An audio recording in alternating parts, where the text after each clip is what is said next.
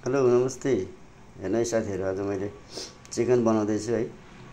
अनि मैले यसमा हाल्नको लागि चाहिँ अलिकति टमाटर, अलिकति प्याज, खुर्सानीको टुक्रा, अनि यहाँ अदुवा र लसुनको टुक्रा है कटिङ गरेर राखेको छु। अब चाहिँ म यसलाई चाहिँ बनाउन गइरहेको छु है। राम्रोसँग हेरिदिनु होला, कस्तो लाग्छ प्रतिक्रिया पनि गर्नु होला ल। अब मैले तेल हाल्दैछु फ्राई प्यानमा है। हजुरहरूलाई कति लाग्छ आफ्नो हेरेर हाल्नु होला तेल चाहिँ।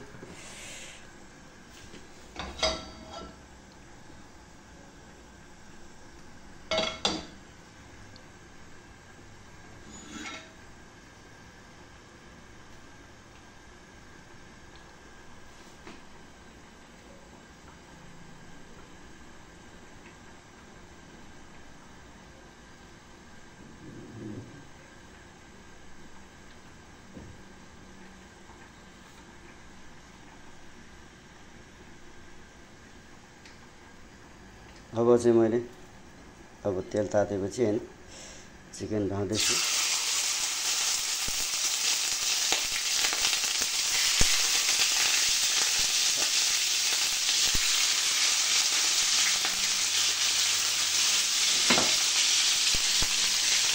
यसलाई चाहिँ हामी यसो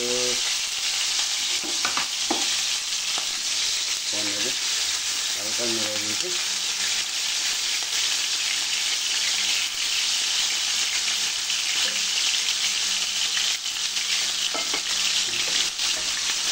तेल यसो बनाइदिन्छु।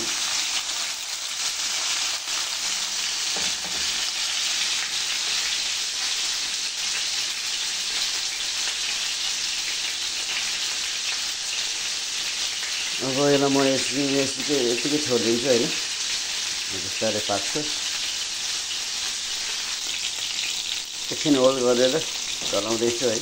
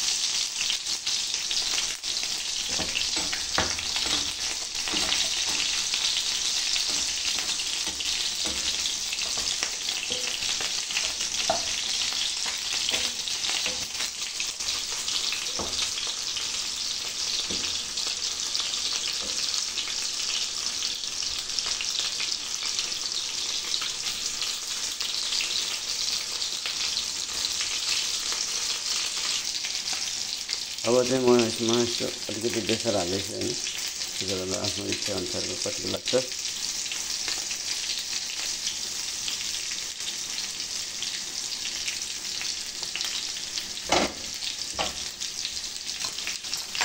त्यसपछि नुन,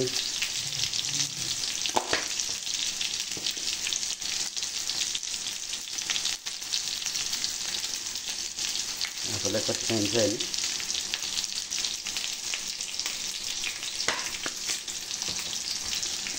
हल्का चलाइदिउँ।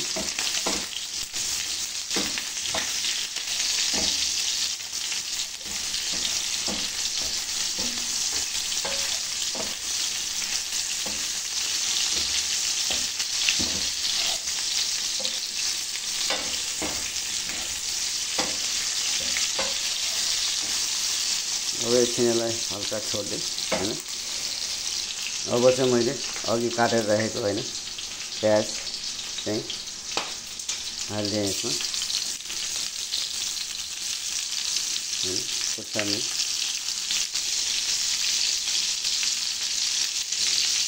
हल्का चलाइदिएँ।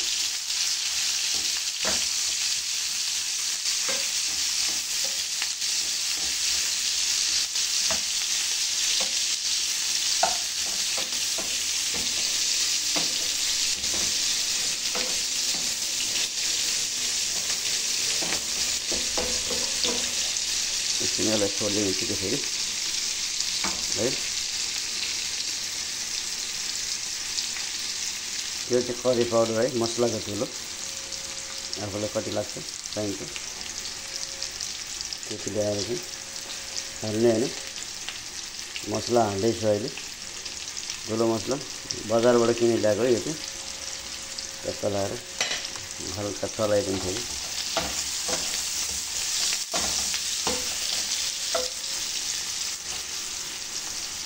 आगो चाहिँ सानो गरौँ हैन।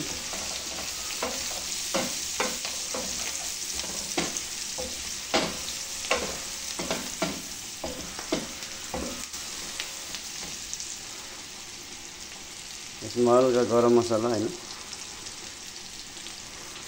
मसलाको धुलो चाहिँ धेरै नहाल्नु होला, धेरै हाल्यो भने तरकारी बिगारिदिन्छ यसले।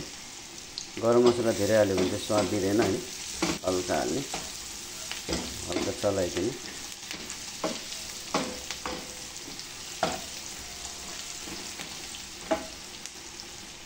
अब चाहिँ यसमा मैले अघि काटेर राखेको लसुन र अदुवाको धुलो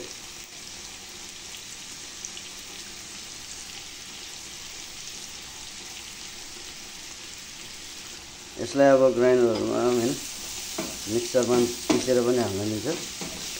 मैले चाहिँ अल्छी लगाएर यतिकै काटेर टुक्रा गरेर हालिदिएको है। अब आफ्नो लागि टेस्ट हो, यसरी पनि टेस्ट दिन्छ।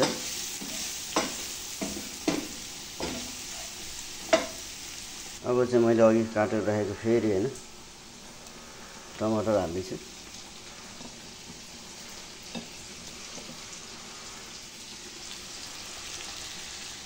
फेरि अघि हालेको लसुनहरू चाँडै डढ्छ फेरि, त्यही भएर अझ हाल्दैछु। यसरी टमाटर हाल्दैछु, यसलाई हल्का यतिकै राखेर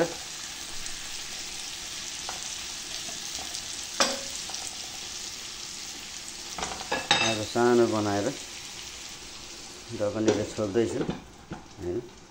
अब एकछिन छोडिदिउँ। अब चाहिँ हल्का टमाटरलाई बिस्तारै खुवाइदिउँ हैन।